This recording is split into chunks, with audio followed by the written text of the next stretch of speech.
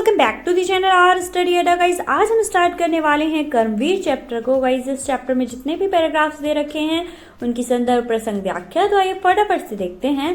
First paragraph है आपका, देख कर बाधा डैश डैश डैश मिले फूल फले। तो गाइज ये आपका एग्जाम में 5 मार्क्स का आता है और ये जो चीज होती है वो आपको एग्जाम में दे रखी होती है।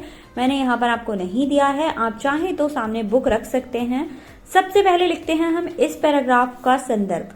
तो इसका संदर्भ रहेगा, प्रस्तुत पंक्तियां हमारी पाठ्य पुस्तक मंजरी 8 के कर्मवीर नामक चैप्टर से ली गई हैं। जैसा कि मैंने आपको बताया कि ये लिखना मतलब संदर्भ लिखना बहुत इजी होता है। इसमें बस बुक का नेम लिखना है, चैप्टर का नेम लिखना है और राइटर का नेम। तो यहाँ पर भी वही लिखा गया है, प्रस्तुत पंक्तियां हमारी पाठ्य पुस्तक मंजरी 8 के कर्मवीर नामक कविता से ली गई हैं।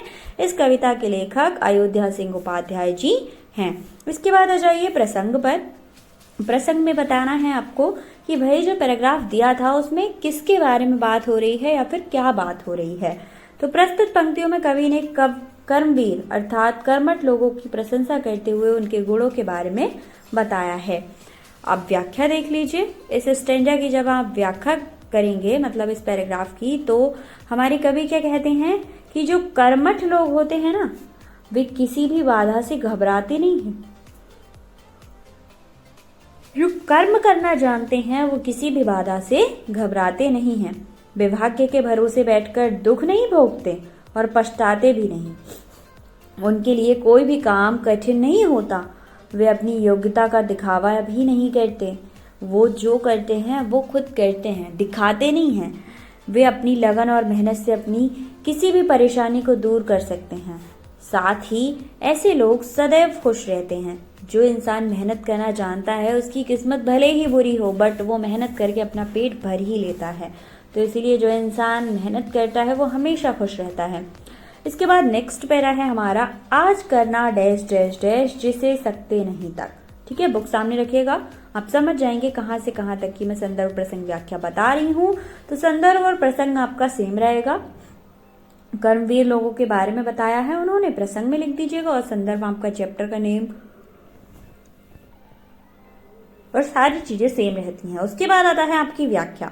कवि कहता है कि ऐसे लोग किसी भी काम को कल के लिए नहीं छोड़ते और आप और हम क्या करते हैं, सारे कामों को कल के लिए छोड़ देते हैं। तो ऐसे जो लोग होते हैं, जो कर्मवीर लोग होते हैं, वो किसी भी काम को कल के लिए नहीं छोड़ते।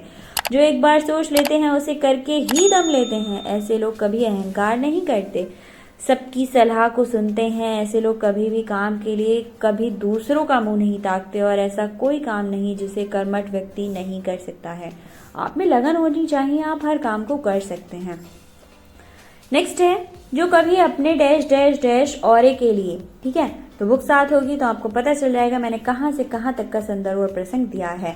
और यही आपके एग्जाम में पूछे जाएंगे। आप ये सोच लें कहीं और से आएंगे, नहीं बॉस, इन्हीं पैराग्राफ्स में से पूछे जाते हैं। बस आपको चैप्टर याद रखने हैं, राइटर याद रखने हैं कि भैया ये वाली स्टार्टिंग हो रही है तो ये किस चैप्टर से है। ठीक है, तो सबसे पहले संदर्भ और प्रसंग एज इट इज रहेगा, सेम रहेगा। उसके बाद आ जाइए व्याख्या पर। व्याख्या में आपको लिखना है, कवि कहता है कि ऐसे लोग अपना समय व्यर्थ बातों में नहीं गवाते और कभी किसी काम को कल पर नहीं छोड़ते तथा परिश्रम करने से भी कभी नहीं घबराते। उनके लिए कोई भी काम कठिन नहीं होता। ऐसे लोग अपनी कार्य कुशलता के दम पर दूसरों के लिए एक अच्छा एग्जाम्पल बन जाते हैं। जो लोग बहुत ज़्यादा मेहनती होते हैं, आपने देखा होगा आपके पेरेंट्स हमेशा उन्हीं का एग्जाम्पल देते हैं कि उसको देखो उसको देखो, तो वो एग्जाम्पल बन जाते हैं बॉस। उसके बाद आता है हमारा नेक्स्ट पैराग्राफ, व्योम को छूते डैश डैश रहती है कहीं। तो ये हमारा लास्ट पैराग्राफ है और मेरे ख्याल से क्लास 8 में बहुत ज़्यादा पैराग्राफ्स दिए नहीं गए हैं। काफ़ी इजी रहता है अगर आप समझ लें तो अच्छे से। अगर आपने सारे चैप्टर्स के स्टैंजा का संदर्भ प्रसंग व्याख्या नहीं देखा है तो आप फटाफट से जाओ डिस्क्रिप्शन में, वहाँ पर प्लेलिस्ट लिंक मेंशन कर दूंगी, वहाँ पर जाकर आप देख सकते हैं। तो इस व्योम को छूते से लेकर रहती है का संदर्भ और प्रसंग सेम रहेगा। उसके बाद व्याख्या में हमारे पोएट क्या बता रहे हैं कि चाहे आकाश को छूता हुआ पर्वत शिखर हो या घना अंधेरी जंगल हो, यो तूफानी लहर हो या भयानक अग्नि की ज्वाला हो, कुछ भी इनको भयभीत नहीं कर सकती। अर्थात ऐसे लोग की राह में कैसी भी रुकावट आए तो ये कभी घबराते नहीं हैं, ये अपनी मंजिल पर पहुंचकर ही दम लेते हैं।